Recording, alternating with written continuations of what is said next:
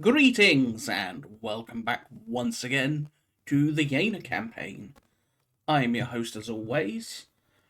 Now, where we left off, lots of movement, lots of just milling about with certain forces, but also there is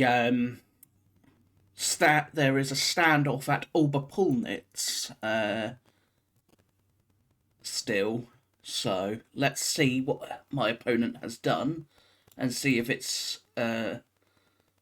kicked off into a full-scale battle. 7th Hussar. Reserve Cavalry. Okay. That would be, yeah. 1st Light Cavalry RC. Obviously, historically, I would not have that information. But we know that he's got elements of LaSalle's cavalry there.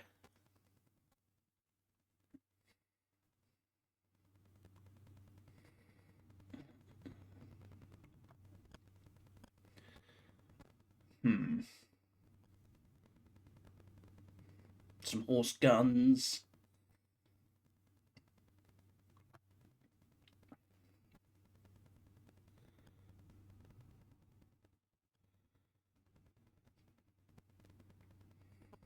Some infantry are heading that way. So he is wanting to, naturally, outflank me.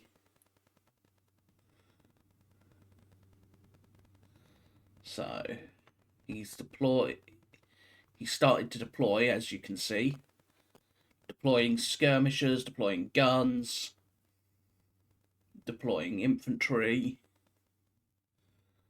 And here comes just more infantry. Either the second part of a division or a whole new division. I'm not sure which.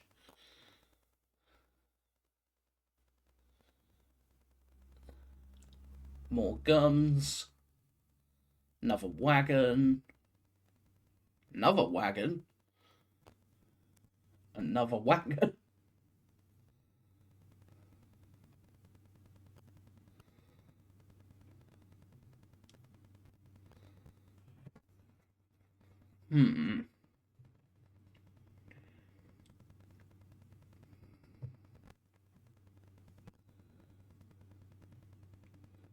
Hello.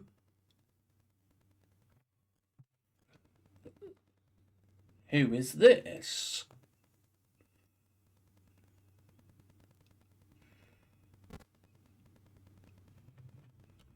This is at Etzelbach. Etzelbach on the Saale.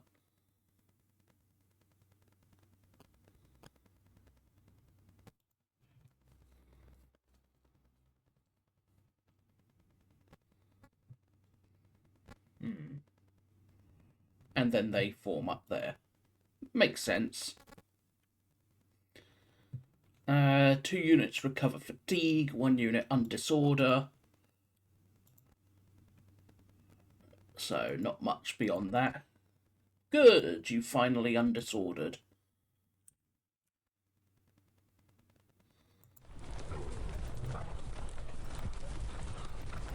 Now, I could charge him here.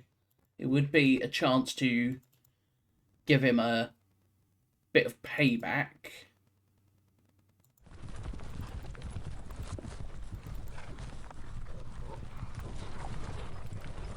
First Corps. But I just don't see the need to do so, so for now...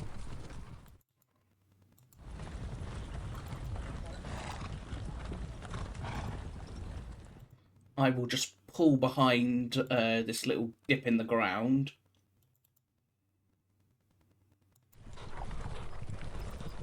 As I bring the cavalry back towards Mittelpolnitz. I will get the horse guns ready, however, for 2 reasons. We'll start trying to get them all nice and set up.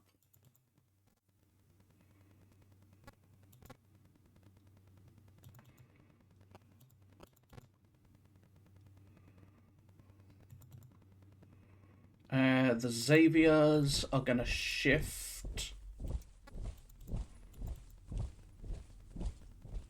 You will go down there.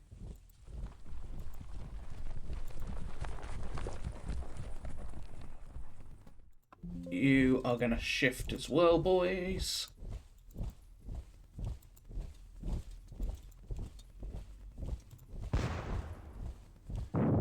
Oof.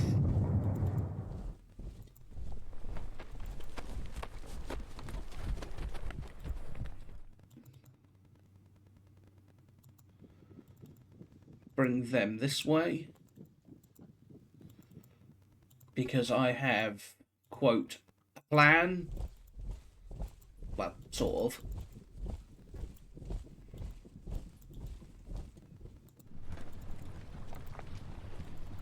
I basically want to swing these elements of Dayem's brigade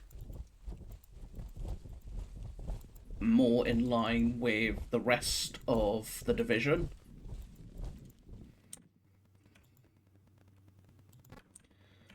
Now, Hohenstein, what to do with you? I'm tempted to just leave you up there for now. You have plenty of roads you can make use of to retire, so... It's why I've also been realigning Zeikwitz to just give him easier ways of retreating.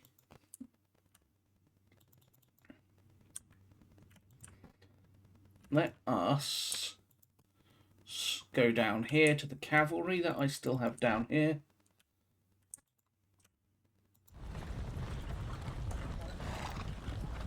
As they continue to try and find their way back.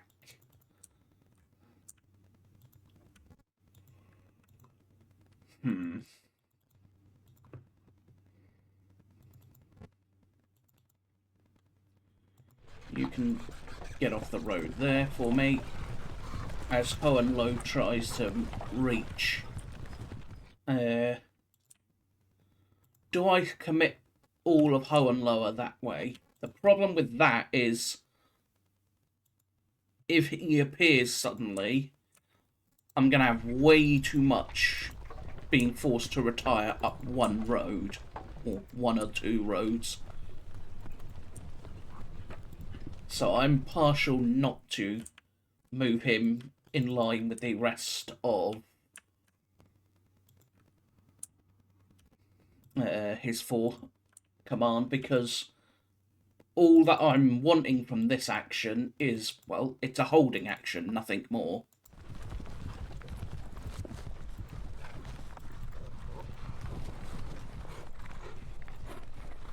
This is a holding action, no more, no less.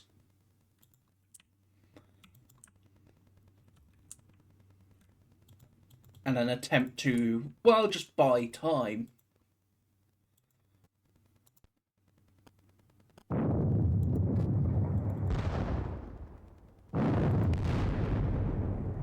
Have the guns open fire as usual.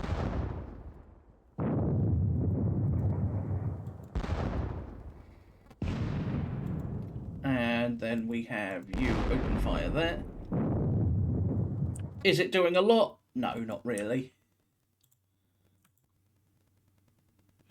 But every little bit helps.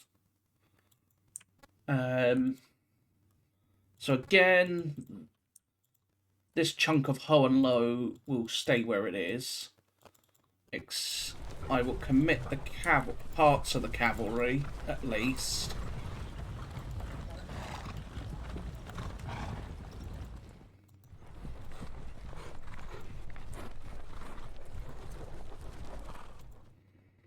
Hmm.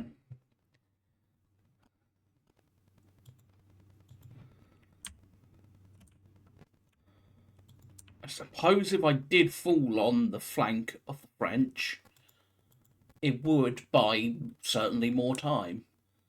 Well, let's look at the road system.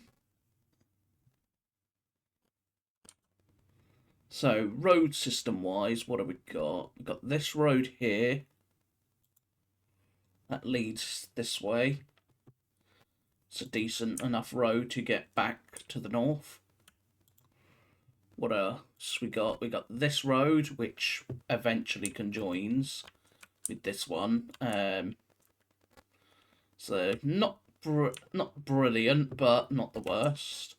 We got this road, which again can either conjoin here or continue north. So that's a perfectly good road, and it's very much a perfectly good road because it's got plenty of directions it can go.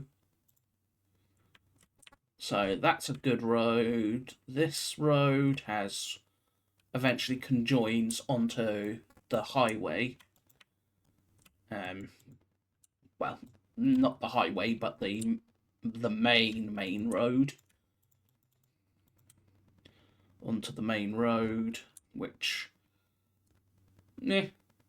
it's perfectly fine, but there's also those secondary roads off it.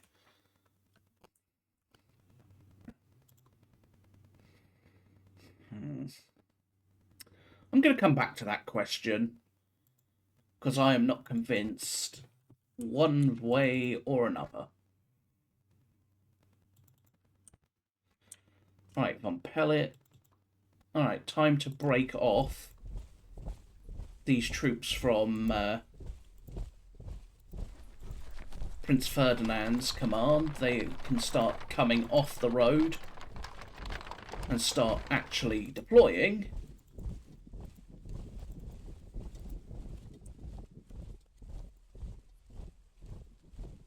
So we got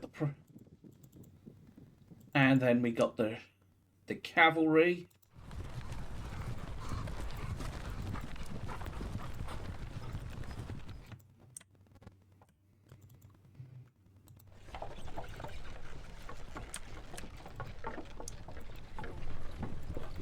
And the Saxon Hussar.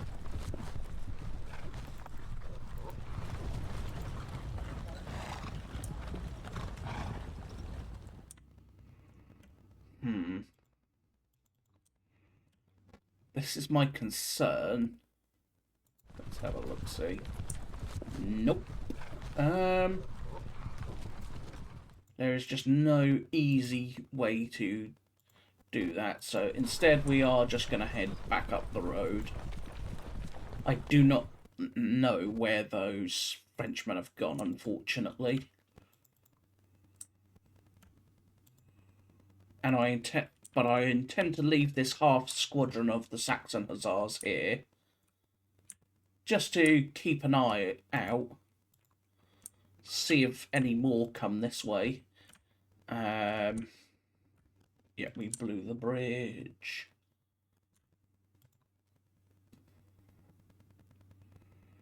I am also a little worried. Another reason I'm a little concerned about Hohenloh's position, at least with his Garvert's division, is the fact that, well, soon enough the French will be on his line of retreat towards Jena.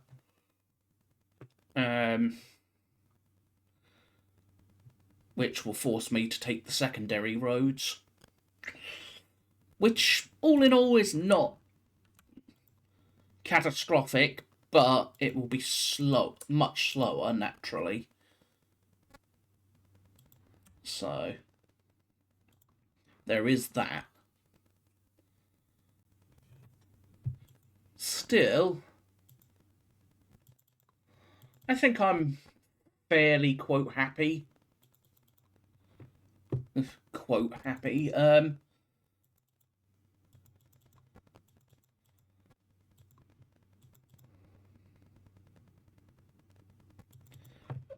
Let's get these wagons shifted a little bit, just off the road.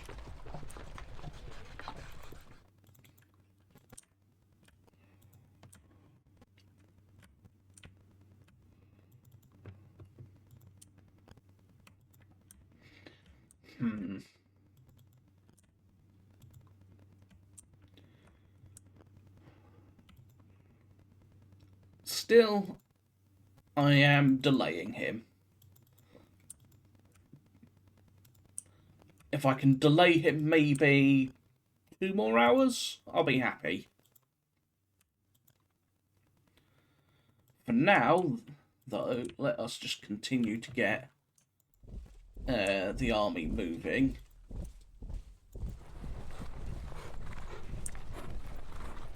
Blucher and his advance guard. There's the king. He can come, continue forward. The other part of the advance guard. And then Wartensleben, as always, following on with Brunswick and the advance guard supply wagon. Schmettau can stay where he is for now, as Scharnhorst brings up the rest of his division. So much Prussian cavalry. It is insane. But it's good. I need to also start detaching some cavalry, I think, to start being my eyes and ears.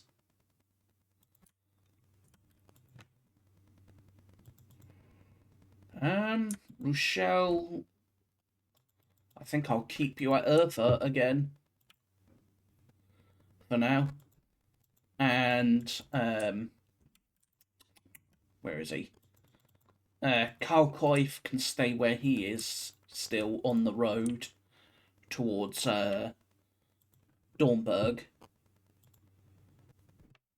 because he is the reserve. Shocking. He is basically my reserve corps, so I'm going to be using him as that. He also happens to have my best damn troops, such as the Guards, the King's Regiment, the König Regiment, the Garde du Corps, the Gendarmes.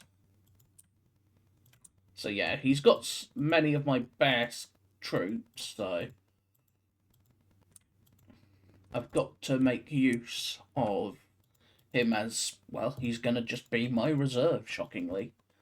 Guard Grenadier, Guards of Fus, and Guards of Fus. So, between the 3 battalions and the Grenadiers, they should cause quite a fun bit of chaos. Howitzers?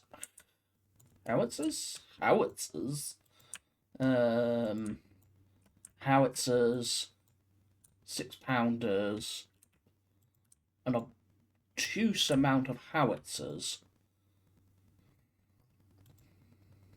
Still, they'll be of use. And the pontooners and pioneers are approaching. Did I move Prince of Orange? Yes, I did. So he continues not up to there, because why go up there to come back down if I can turn off in a minute? Where is it?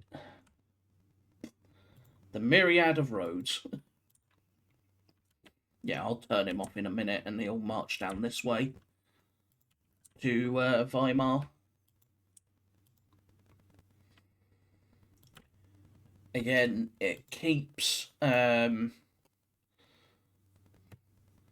if I had been marching down the one damn road, my column would be stretching from Weimar to Erfurt, which is not a short distance. I mean, what is it? It's why I'm marching on different roads. 201 hexes? What's that?